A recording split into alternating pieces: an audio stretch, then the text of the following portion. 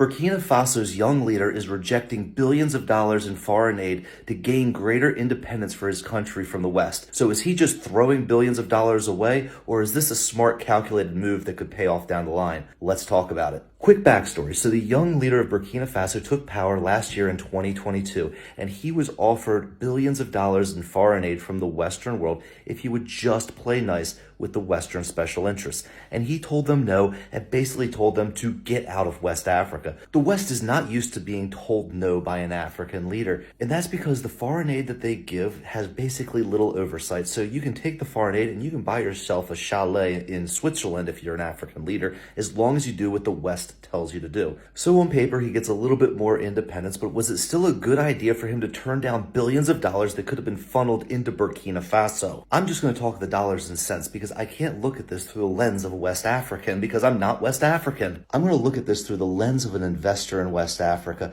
And from that viewpoint, I think that the president of Burkina Faso is making a great decision to stay away from Western financing. As an investor, I think that West Africa needs to stay as far away from developmental loans and foreign aid as possible. But why? It's free money to build roads and schools and hospitals and all these great things, right? No, it's not free money, and very little of it goes to help the local economy or build schools or roads or bridges or anything that they say that they're going to do.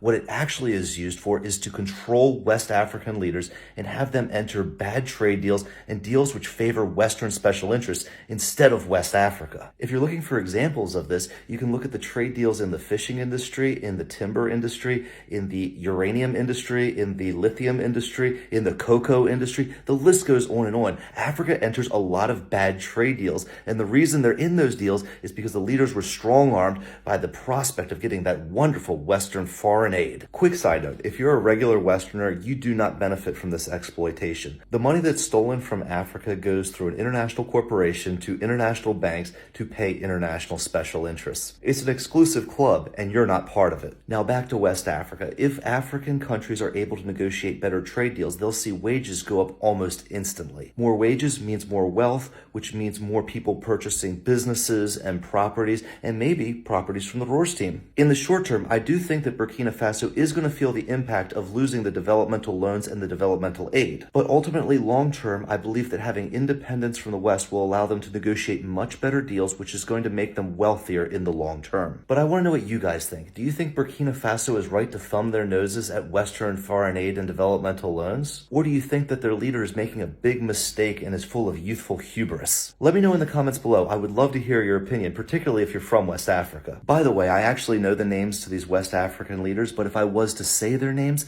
the algorithm would pick up on that and this video would be flagged and it wouldn't get any traction. So please forgive me. I'm sure you understand. And as always, if this video provided value to you, give me a like and a follow. That really helps out my channel, and I'll see you guys on the next video.